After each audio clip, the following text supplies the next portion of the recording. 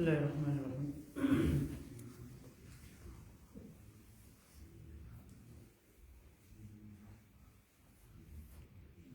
الحمد للہ رب العالمین والعاقبۃ للمتقین والصلاة والسلام علی اشرف الانبیاء والمرسلین وعلی آلہ واصحابہ اجمعین. عن ابی سفیان صخر بن حرب رضی اللہ تعالی عنہ فی حدیثه الطویل فی قصة ہرقل قال هرقل فماذا يأمركم يعني النبي صلى الله عليه وسلم. قال ابو سفیان قلت يقول اعبدوا الله وحده لا تشركوا به شيئا واتركوا ما يقول آباؤكم ويأمرون بالصلاة والصدق والعفاف والصلة.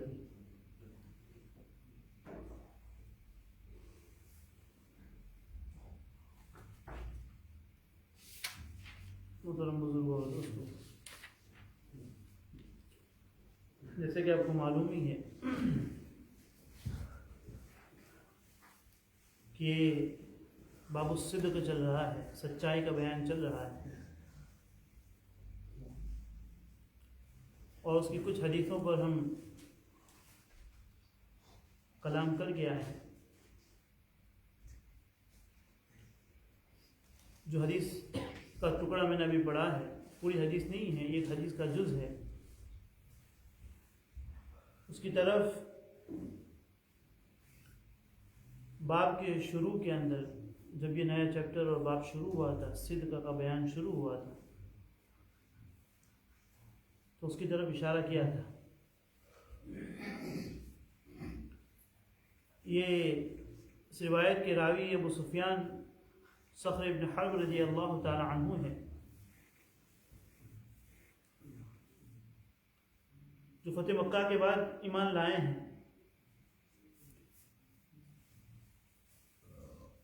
یہ جو روایت ہے ان کی، وہ ایمان سے پہلے کی ہے، ایمان لانے کے بعد بیان کر رہے ہیں. حضرت عبداللہ ابن عباس رضی اللہ تعالی عنہما یہ فرماتے ہیں کہ ابو سفیان جو ہے رضی اللہ تعالی عنہ، جو واقعات اسلام سے پہلے پیش آئے تھے تو اسلام لانے کے بعد وہ ہمیں بیان کیا کرتے تھے، بتاتے تھے. تو اس روایت کے اندر ابو سفیان رضی اللہ تعالی عنہ نے ہرقل کے دربار کے اندر، ہرقل جو بادشاہ گزرا تھا، اس زمانے میں جو رولر ہوتے تھے، جو بادشاہ ہوتے تھے، ان کا الگ الگ ٹائٹل اور لقب ہوتا تھا. جو روم کا بادشاہ ہوتا تھا اس کو قیصر کہا جاتا تھا، اور ایران کے بادشاہ کو کسریٰ کہا جاتا تھا.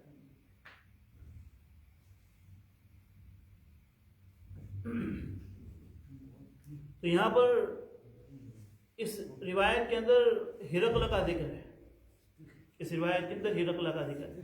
اس کی طرف میں نے اشارہ کیا تھا شروع کے اندر. جب صلح حدیبیہ ہوئی، مسلمانوں کا اور مشرکین مکہ کا آپس میں جب معاہدہ ہو گیا کہ کچھ سالوں کے لیے وہ آپس میں لڑیں گے نہیں، جو تمہارا دشمن وہ ہمارا دشمن، جو آپ کا دوست وہ ہم، کسی ایک دوسرے کے خلاف مدد نہیں کریں گے، پلاننگ پلاٹنگ نہیں کریں گے. تو اس عرصے کے اندر حضرت نبی اکرم صلی اللہ علیہ وسلم نے بادشاہوں کے نام خطوط لکھے. بادشاہوں کے نام، اس زمانے کے جو رولر تھے ان کے نام خطوط لکھے ہیں، لیٹر لکھے ہیں، انہیں اسلام کی طرف دعوت دی. تو جن بادشاہوں کے نام حضرت نبی اکرم صلی اللہ علیہ وسلم نے خطوط لکھے تھے ان میں سے ایک ہرقل بھی، ان میں سے ایک ہرقل بھی. حضرت نبی اکرم صلی اللہ علیہ وسلم نے اس کو خط لکھا تھا کہ من محمد ابن عبد اللہ ورسولہ الی ہرقل عظیم الروم. حضرت نبی اکرم صلی اللہ علیہ وسلم کی تو احادیث کا جو ذخیرہ ہے، علماء کلام کرتے ہیں اور قیامت تک کلام کرتے جائیں گے۔ حضرت نبی اکرم صلی اللہ علیہ وسلم کے نے جو خطوط لکھے ہیں علماء نے، اس میں بھی ڈھیر سارے مسائل نکالے ہیں۔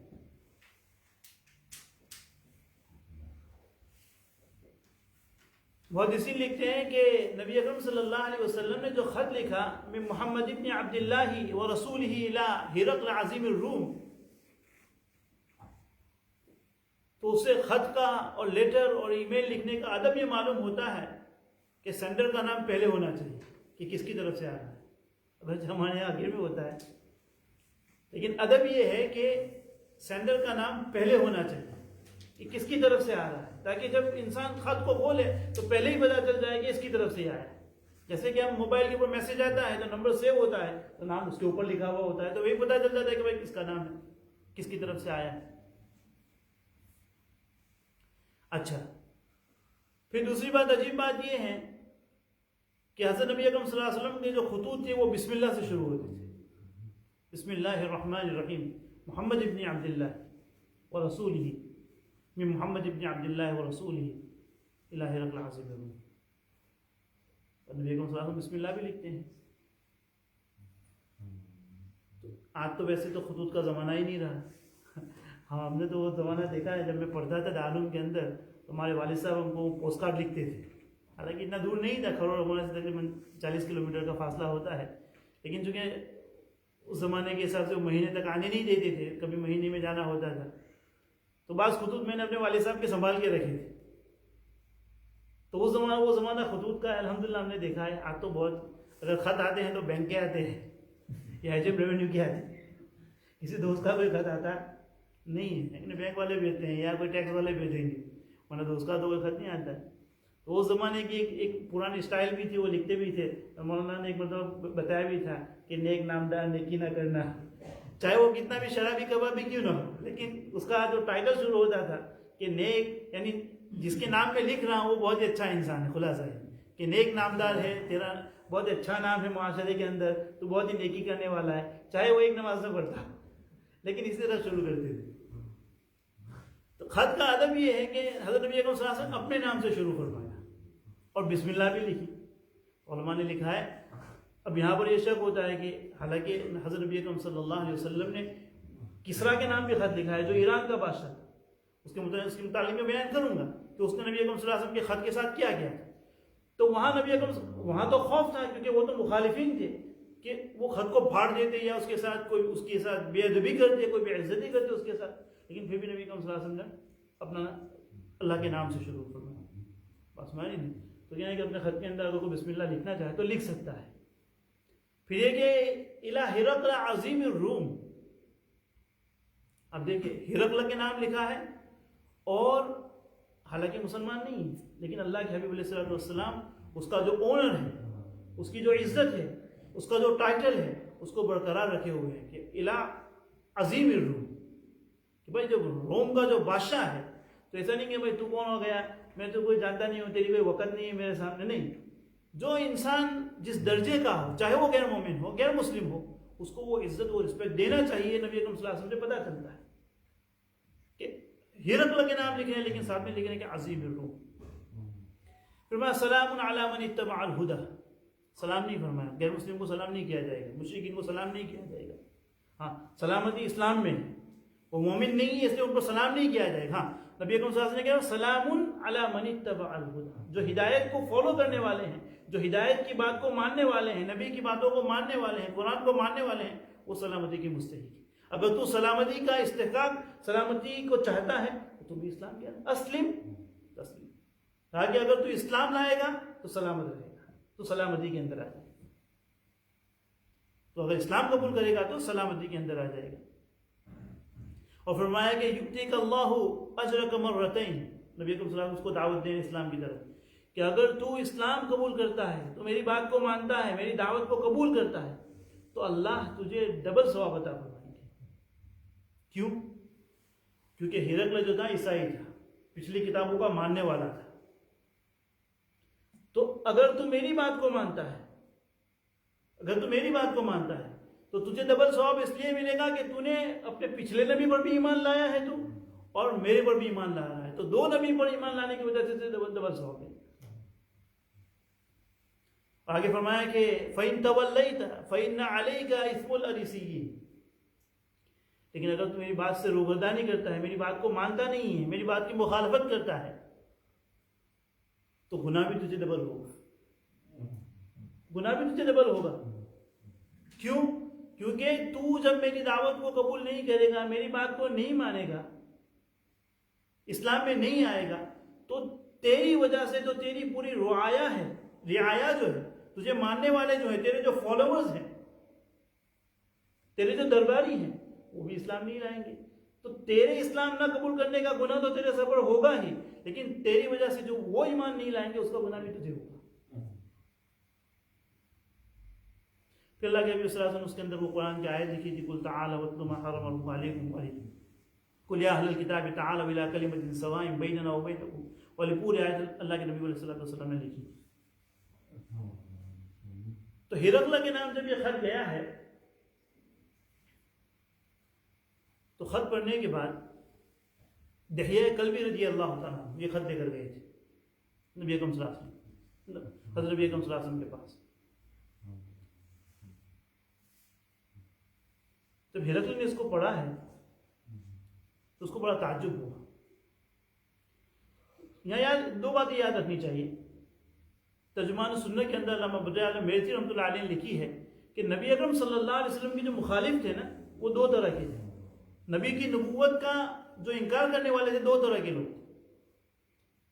ایک تو وہ تھے جن کو نبی کی نبوت سے ہی انکار تھا کہ نبوت کوئی نام کی کوئی چیز ہی نہیں ہے.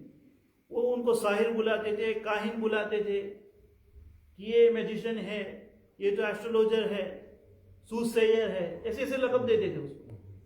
اور دوسری جماعت جو نبی کی مخالفت کرنے والی تھی وہ تھی کہ جن کو نبی کی نبوت کے اندر ڈاؤٹ نہیں تھا. ان کو یہ تو پتا تھا کہ کوئی نبی آنے والا ہے. انہوں نے اپنی پچھلی کتابوں کے ذریعے آثار, ان کو یہ ایکسپیرینس تھا, انہوں نے اپنی پچھلی کتابوں کے اندر نشانیاں پڑھی تھی, علامتیں پڑھی تھی, جس سے ان کو یہ تو معلوم تھا کہ کوئی نبی آنے والا ہے. لیکن اس کو اپوائنٹ کرنے کے اندر کون آئے گا, کب آئے گا, کہاں آئے گا, اس کے اندر ان کو ڈاؤٹ تھا. تو ہرقل جو ہے وہ دوسری قسم کے اندر ہے. ہرقل جو ہے, جو بادشاہ ہے, روم کا جو بادشاہ ہے, وہ دوسری قسم کے اندر ہے. اسے یہ تو یعنی اس سے انکار نہیں تھا کہ نبی نہیں آنے والا ہے. اس کو پتا تھا کہ نبی آنے والے ہیں, لیکن کہاں آئیں گے, کیسے آئیں گے. اسی لیے جب اس نے خط پڑھا ہے تو اس نے پہلی بات یہی کہی کہ مجھے یہ تو معلوم تھا کہ نبی آنے والا ہے, لیکن تم اربوں میں آئیں گے یہ مجھے معلوم نہیں تھا.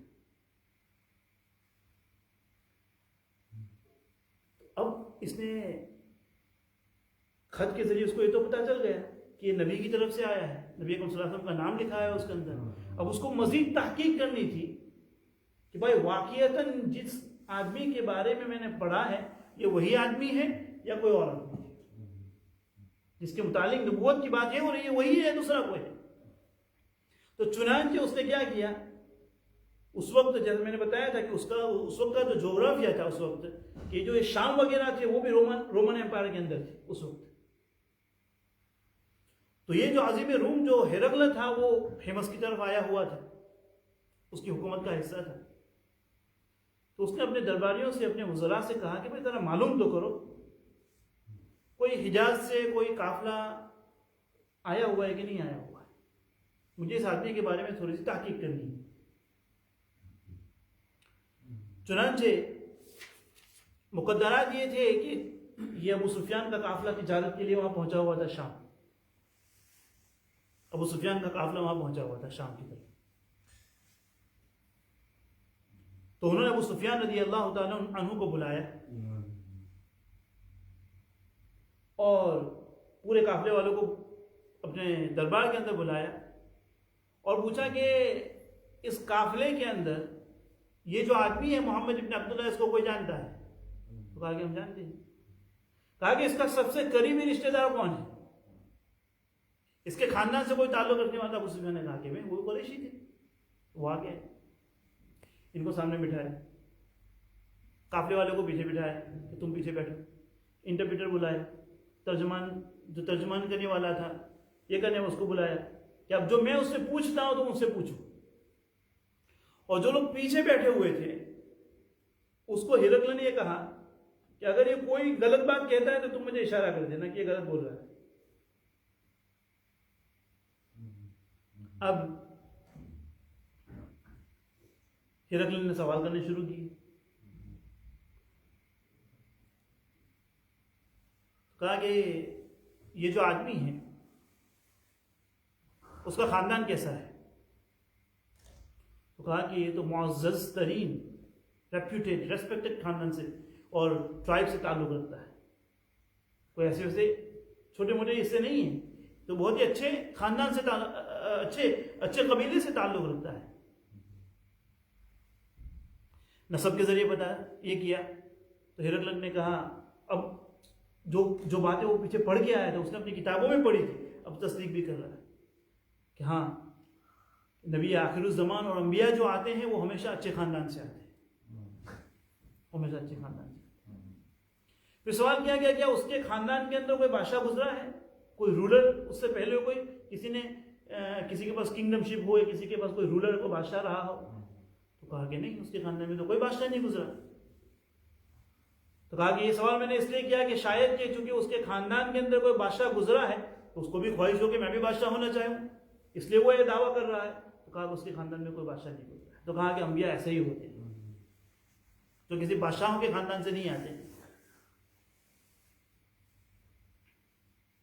پھر اس نے پوچھا کہ اس کے ماننے والے لوگ کیسے ہیں, اس کے جو فالوورز ہیں وہ کیسے ہو جائیں گے؟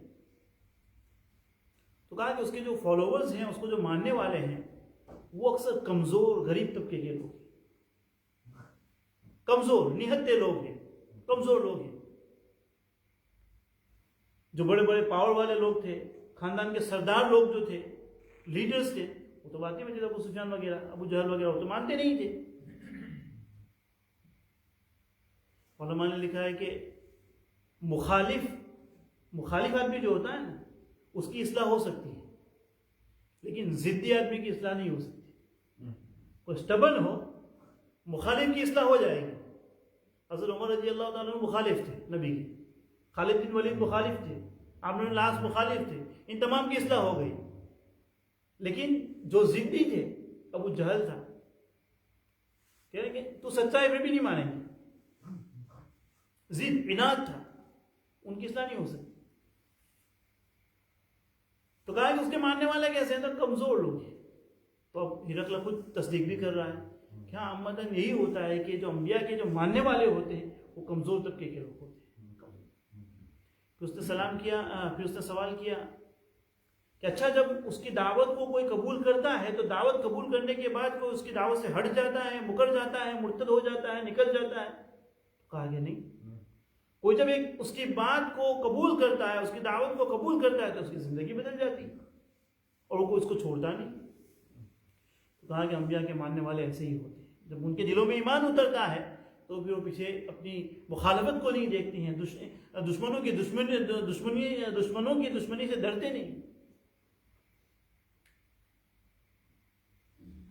پھر اس نے کہا کہ اس کی تعلیمات کیا ہے, وہ کس چیز کا حکم دیتے ہیں. تو یہ جو حدیث ہے نا وہ ابو سفیان نے بیان کی کہ وہ کیا ہے, تو فرمایا کہ وہ ہم کو ایک اللہ کی عبادت کی طرف بلاتا ہے, ایک اللہ کی عبادت کی طرف بلاتا ہے. لا تشرکوا به شیئا, کہ بھائی اس کے ساتھ کسی کو شریک نہ کرو, اور جس چیز کو تمہارے باپ دادا مانتے تھے, تمہارے فور فادرز مانتے تھے, اس کو چھوڑو. جو آئیڈل پرستی تھی, بت پرستی تھی, اس کو چھوڑو. اور ہم کو وہ نماز کا حکم دیتے ہیں, اور وہ صدق, ہم کو سچائی کا حکم دیتے ہیں. چونکہ یہ لفظ وہ صدق یہاں پر آیا ہے اس لیے اس حدیث کو یہاں ذکر کیا ہے, کیونکہ وہ ہمیں سچائی کا حکم دیتے ہیں. ابو سفیان اس کی یہ سارے سوالات کے جوابات دے رہے ہیں. ابو سفیان کہتے ہیں کہ اگر مجھے مخالفت کا خوف نہ ہوتا, یعنی یہ لوگ جو پیچھے بیٹھے ہوئے ہیں میرے ٹرائب والے, تو وہ میرے پر انگلی اٹھاتے کہ ہمارا سردار ہے جھوٹی موٹی باتیں کر رہا ہے, تو میں اس میں اندر جھوٹ کی آمیزش کر دیتا اور بہت ساری جھوٹی باتیں ملا دیتا. یعنی مسلمان نہیں ہے, لیکن مسلمان نہ ہونے کے باوجود بھی وہ لوگ جھوٹ کو اتنا ناپسند کرتے تھے.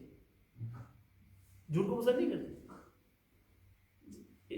ایمان نہیں ہے، اسلام نہیں ہے ان کے پاس، لیکن پھر بھی جھوٹ کو نہ پسند کرتے. تاکہ میں بہت سارے جھوٹ کو ملا دیتا اگر مجھے یہ خوف نہ ہوتا کہ یہ لوگ مجھے پیچھے سے کہیں گے کہ ہمارا سردار کیا بات کر رہا ہے.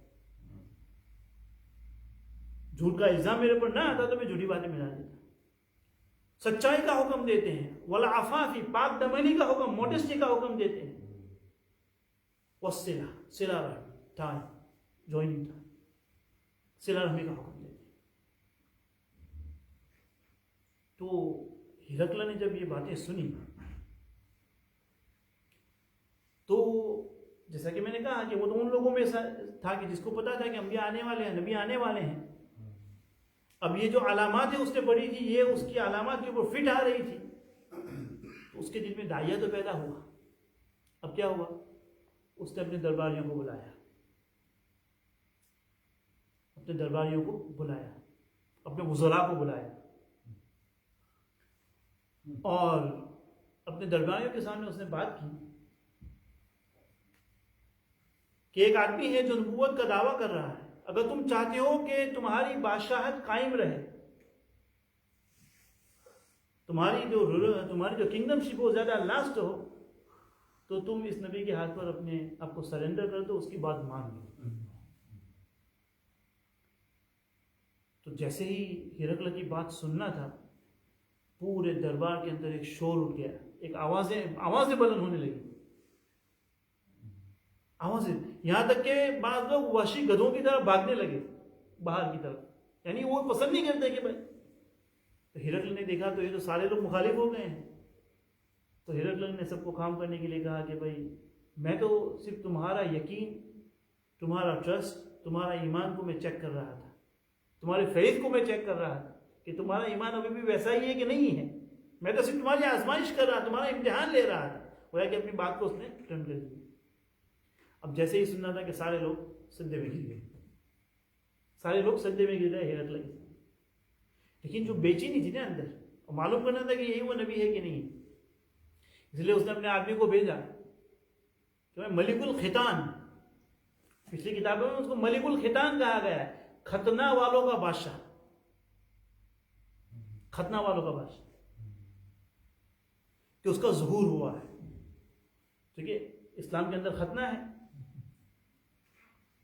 تو اس نے اپنے درباریوں کو، اپنے وزیر کو کہا کہ ذرا معلوم کرو کہ یہ ملک الختان کا ظہور ہوا ہے کہ نہیں ہوا ہے. تو کہا کہ ہمارے جو کلوزز ہیں وہ یہودی لوگ ہیں، یہودی بھی ختنہ کرواتے ہیں، لیکن وہ تو بہت تھوڑی تعداد میں ہیں، وہ ہم پر حملہ نہیں کر سکتے. تو پھر دوسرا کون ہے؟ تو کہا کہ وہ حجاز کے اندر ہے اور ان کی تعداد دن بدن بڑھتی جا رہی ہے.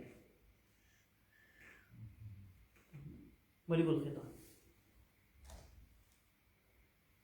اب جب یہ شور برپا ہو گیا اس بادشاہ کے محل کے اندر، تو ہرقل نے ابو سفیان وغیرہ کو نکال دیا اور دروازے بند کر دیے. دروازے بند کر دیا اس نے. اب اندر کیا ہو رہا ہے؟ کیونکہ ان کو تو باہر نکال دیا. تب دیکھا کہ ایک تو افراتفری ہو گئی، اس نے جیسے ہی کچھ اعلان کیا ہے اب لوگ ادھر ادھر بھاگنے لگے. ابو سفیان کو باہر نکال دیا. اب اندر کیا ہوا؟ تو اس وقت کا جو ان کا جو پریسٹ تھا، پادری، چیف تھا، ابن ناطور، امام بخاری رحمۃ اللہ علیہ نے ابن عباس سے اس کی روایت بخاری کے اندر نقل کی ہے. تو اس نے نقل کیا ہے.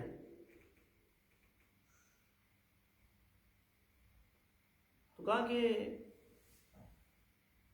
یہ ہرقل ایک دن صبح کے اندر اٹھا ہے تو اس نے اپنے خاص ایک قریبی نجومی کو بلایا، عالم جو تھا اس کو بلایا. کہا کہ رات کے اندر میں ستاروں کی گردش کو دیکھ رہا تھا، اس کی موومنٹ کو دیکھ رہا تھا. اس سے مجھے پتا چلا، ایسا لگ رہا ہے کہ ملک الختان کا ظہور ہو گیا ہے. ملک الختان کا کیا ہو گیا ہے؟ ظہور ہو گیا ہے. تو کہا کہ تو اس کو میرے لیے تلاش کر کے لا، معلوم کر کے لا کہ واقعہ اس کا ظہور ہوا یا نہیں ہوا. تو اس کے بعد یہ میں کہنا بھول گیا تھا کہ اس کے بعد اس نے بتایا کہ ملک الختان سے دو قومیں ہوتی تھی. ملک الختان ختنہ والی مسلمان قوم بھی ہے اور یہودی قوم بھی، وہ بھی ختنہ کرواتی ہے. تو کہا کہ وہ تو ان کی تعداد تو تھوڑی ہے، لیکن یہ لوگ جو ہیں وہ دن بدن بڑھتے جا رہے ہیں.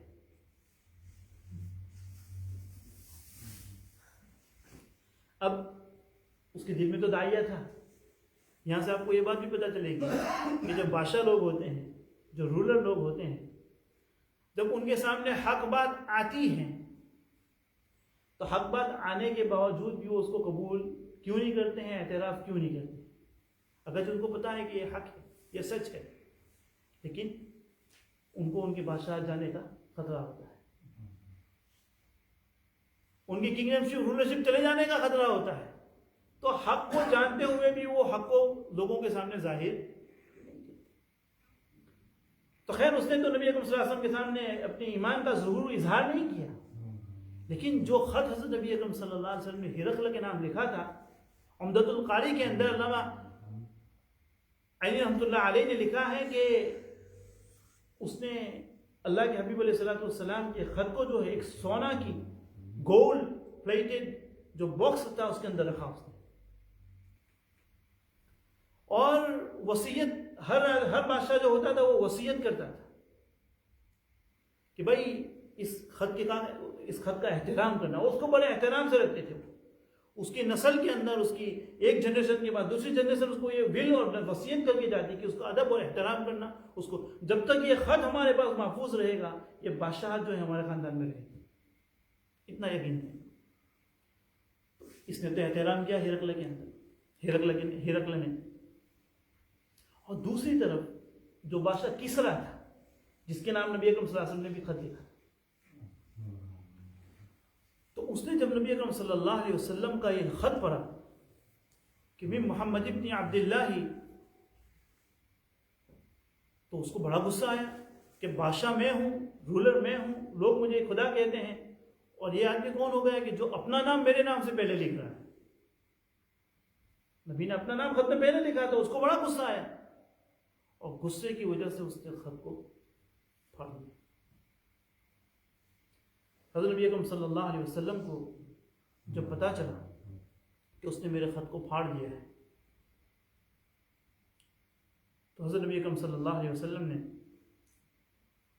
بدعا فرمائی کہ اللہ اس نے جس طرح میرے خط کو پھاڑا ہے تو بھی اسے ٹکڑے ٹکڑے کر دے.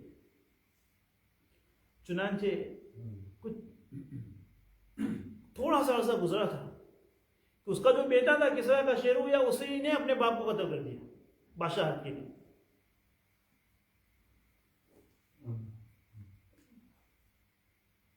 اور اس کا بیٹا اس کے بعد اس کا ہمنشیں ہوا، جانشیں ہوا. تو 6 مہینے ہوئے تھے تو اس نے اپنے خزانوں کو لٹانا شروع کیا. محدثین نے لکھا ہے کہ اس کے باپ کے خزانے کے اندر گیا تو کچھ دوائیں پڑی ہوئی تھی. تو ایک دوا اس نے دیکھی کہ جس کے اوپر لکھا ہوا تھا کہ قوت باہ کو بڑھانے کی دوا ہے. اس نے اس کو لیا تو وہ زہر تھا، پوائزن تھا، مر گیا. اللہ کے حبیب صلی اللہ علیہ وسلم نے دونوں کے لیے کی. جب قریش مکہ، مشرکین مکہ جو تھے، قریش مکہ جو تھے، وہ جب ایمان کے اندر آ گئے تو یہ تو ٹریڈر لوگ تھے، سب مرچنٹ لوگ تھے، تجارت کے لیے جاتے تھے. ان کا جو مین روٹ تھا وہ شام کی طرف تھا، عراق کی طرف تھا. اب ان کو خوف ہو گیا کہ اب تو ہم ایمان لے آئے ہیں تو شام تجارت کے لیے کیسے جائیں گے، شام تجارت کے لیے کیسے جائیں گے، عراق کیسے جائیں گے. تو اللہ کے حبیب علیہ الصلوۃ والسلام نے یہ پیشین گوئی فرمائی کہ جب قیصر ہلاک ہوگا تو قیصر کے بعد کوئی نیا قیصر نہیں آئے گا، اور جب کسرا ہلاک ہوگا تو کسرا کے بعد بھی کوئی نیا کسرا نہیں آئے گا. کسرا کی جو پیشین گوئی تھی وہ 8 سال کے اندر پوری ہو گئی. 8 سال کے اندر اس کا ملک تباہ ہو گیا. کسرا کا نام و نشان دنیا سے مٹ گیا. قیصر نے 31 سال تقریباً اس نے حکومت کی. نبی اکرم صلی اللہ علیہ وسلم کا جب انتقال ہوا تو اس وقت وہ زندہ تھا، لیکن اس کا نام بھی اللہ تعالیٰ نے مٹا دیا، قیصر کا نام مٹا دیا. یعنی اللہ کے حبیب علیہ الصلوۃ والسلام نے صحابہ کو تسلی دی کہ جب یہ قیصر جائے گا، یہ کسرا جائیں گے، اس کے بعد کوئی نیا قیصر بھی نہیں آئے گا، نیا کسرا بھی نہیں آئے گا. کلندر ہرچ گوئے دیدہ ہوئے حفاظی کے یعنی یہ تو نبی تھے، یہ جو بولتے ہیں دیکھ کر بولتے ہیں، ان کی نگاہیں کہیں اور ہوتی. اور نبی کی برکت سے اللہ تعالیٰ نے اس امت کے اندر بھی ایسے اولیاء پیدا فرمائے کہ جن کے اوپر بھی یہ جملہ بولا جاتا ہے کہ کلندر ہرچ گوئے دیدہ ہوئے، جو وہ بولتے ہیں دیکھ کر بولتے ہیں. پچھلی امتوں میں کیا تھا؟ اس امت کی خاصیت کیا ہے کہ اللہ تعالیٰ نے اس امت کی، چونکہ نبی کے بعد، نبی اکرم صلی اللہ علیہ وسلم کے بعد نہ کوئی نیا نبی آنے والا ہے، نہ کوئی نئی کتاب آنے والی، کتاب بھی نہیں آئے گی اور نیا نبی بھی نہیں آئے گا. تو اللہ تعالیٰ نے اس امت کی ہدایت کے لیے اولیاء اللہ کا سلسلہ چالو فرمایا. پچھلی امتوں میں کیا ہوتا تھا کہ علماء ہوتے تھے لیکن وہ کچھ دیر تک راہ راست پر ہوتے تھے، پھر خود انہی کے احوال ایسے بگڑ جاتے تھے کہ کتابوں کے اندر تحریف شروع کرتے تھے. اللہ نے اس امت کی یہ ذمہ داری لی ہے کہ قیامت تک علماء راسخین اور سچے اولیاء اللہ موجود رہیں گے. اس میں اولیاء اللہ موجود ہیں، اور پھر اولیاء اللہ تو موجود رہیں گے ہی، لیکن شریعت اور اسلام نے ہمیں اس بات کی بھی تعلیم دی اور درس دیا کہ جس طرح تم انبیاء کا احترام کرتے تھے، ان سے محبت کرتے تھے، ان سے تعلق یہ ایمان کا جز ہے، اسی طرح تمہارے جو اولیاء، تمہارے علماء صلحاء آئیں گے، ان کے ساتھ تعلق، محبت، ان کی صحبت میں رہنا، یہ بھی گویا کہ ایمان کے اندر جلا بخشنے والی بات ہے. اب کیا ہوا کہ جس چیز کی ڈیمانڈ مارکیٹ میں زیادہ ہوتی ہے تو اس کی ریپلیکاز بھی آتی ہے نا بھائی. جس چیز کی ڈیمانڈ مارکیٹ میں زیادہ ہوگی اس کی ریپلیکاز بھی آئیں گی، اس کے ڈپلیکیٹ بھی آئیں گے، اس کے 2 نمبر بھی آئیں گے.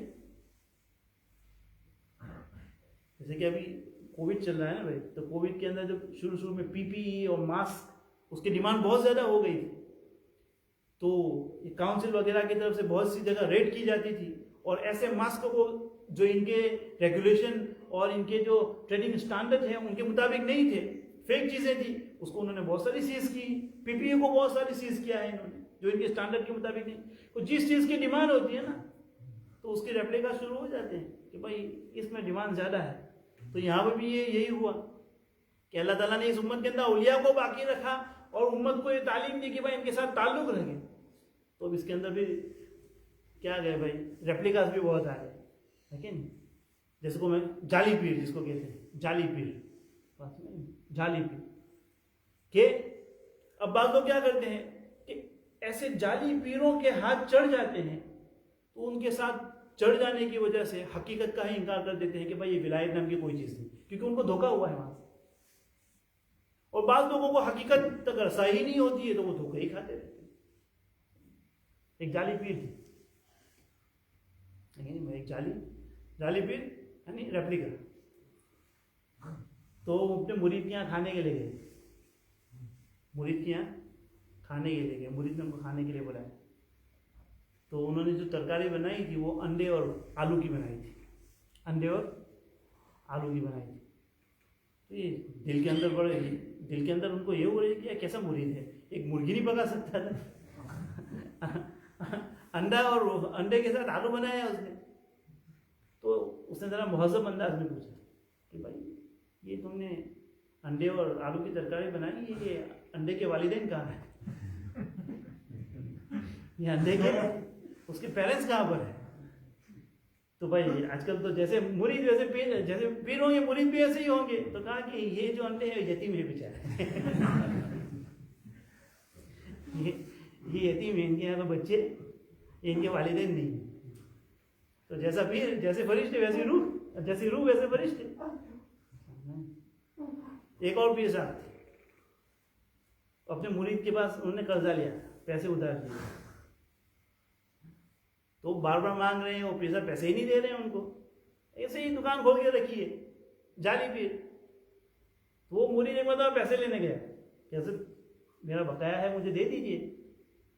تو کہا کہ تمہیں پیسے چاہیے یا دعا چاہیے؟ تمہیں پیسے چاہیے یا ایموشنل ابیوز؟ نہیں، تمہیں پیسے چاہیے یا دعا چاہیے؟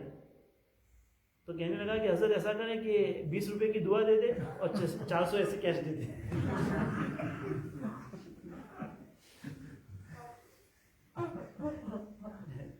جیسا پھر ویسا مرید. تو جیسے کہا کہ 20 روپے کی تو دعا دے دیجیے اور 480 کیش دے دیجیے. تاکہ دونوں کام ہو جائیں میرے، تو آپ کی دعا بھی مل جائے اور میرا کام بھی نکل جائے. تو ریپلیکاز بھی ہوتے ہیں اور حقیقی بھی ہوتے ہیں. حقیقی ولی کو پہچاننے کا معیار قرآن کہتا ہے الذین آمنوا وکانوا یتقون. اس کے پاس ایمان ہو اور اللہ کا خوف. ایمان ہو اور اللہ کا خوف.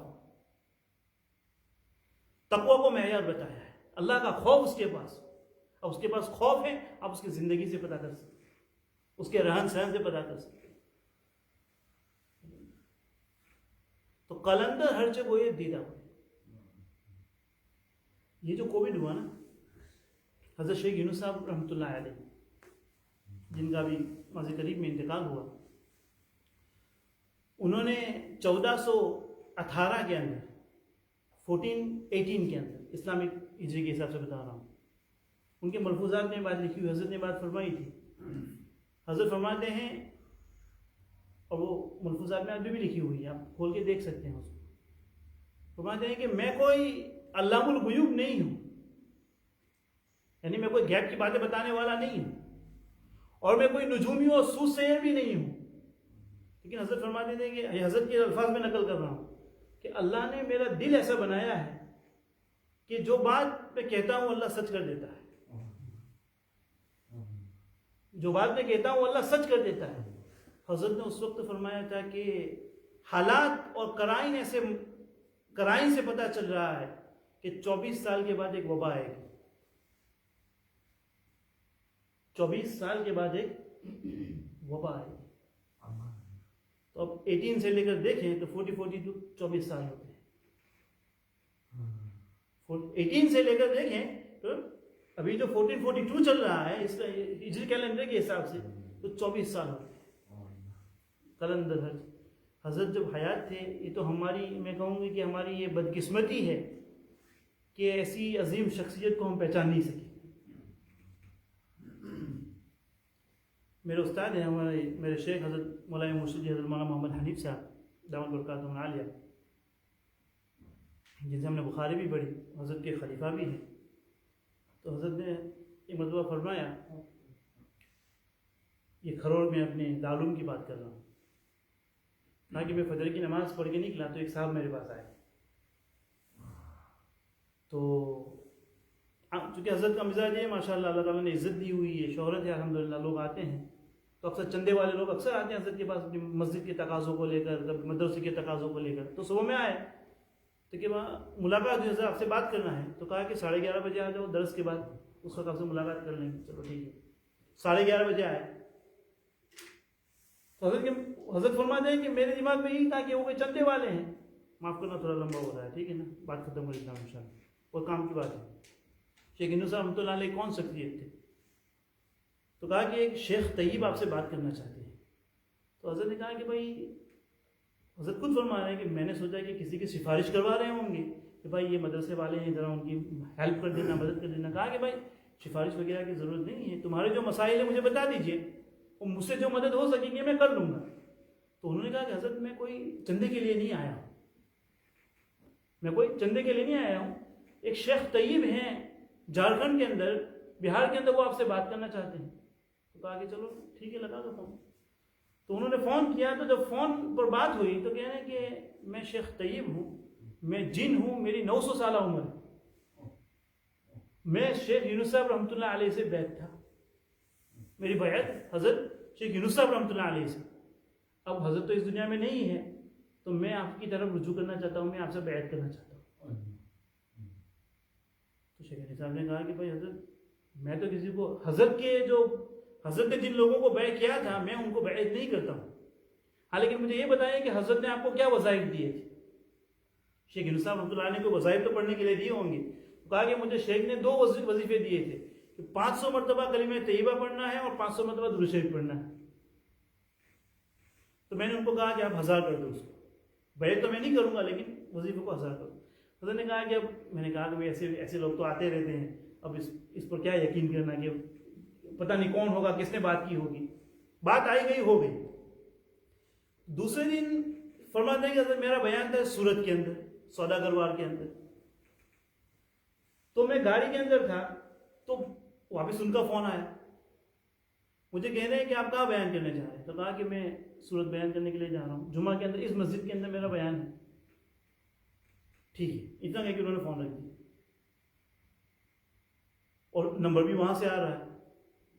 میں بیان ہو گیا, بیان ختم ہو گیا, میں واپس آ رہا تھا تو واپس ان کا فون آیا کہ آپ نے بیان کے اندر یہ باتیں کی, اور میں بیان میں آیا ہوا تھا, اور جن لوگوں سے آپ نے مصافحہ کیا ان لوگوں میں بھی شامل تھا. مجھے بڑی حیرت ہو رہی ہے کہ کیا ہو کیا رہا ہے. اس پر بھی مجھے اتنا یقین نہیں ہوا. اب جمعہ کے دن کیا ہوتا ہے, روزانہ فجر کے بعد ہمارے یہاں دارالعلوم کے اندر فجر کے بعد ذکر کی مجلس ہوتی ہے, اور جمعہ کے دن فجر کے بعد حضرت کی نصیحت کی مجلس ہوتی ہے. فجر کے بعد طلباء کو لے کر بیٹھتے ہیں, واعظ و نصائح ہوتے ہیں. تو اس دن جمعہ کے دن حضرت فجر کے لیے بیٹھے ہوئے, فجر کی نماز کے بعد طلباء کو نصیحت کر رہے تھے. جب مجلس ختم ہوئی تو ان کا فون آیا, تو کہا کہ میں مجلس میں شامل تھا, آپ نے حضرت تھانوی رحمۃ اللہ علیہ کی یہ باتیں کی. حضرت تھانوی رحمۃ اللہ علیہ کی یہ باتیں کی.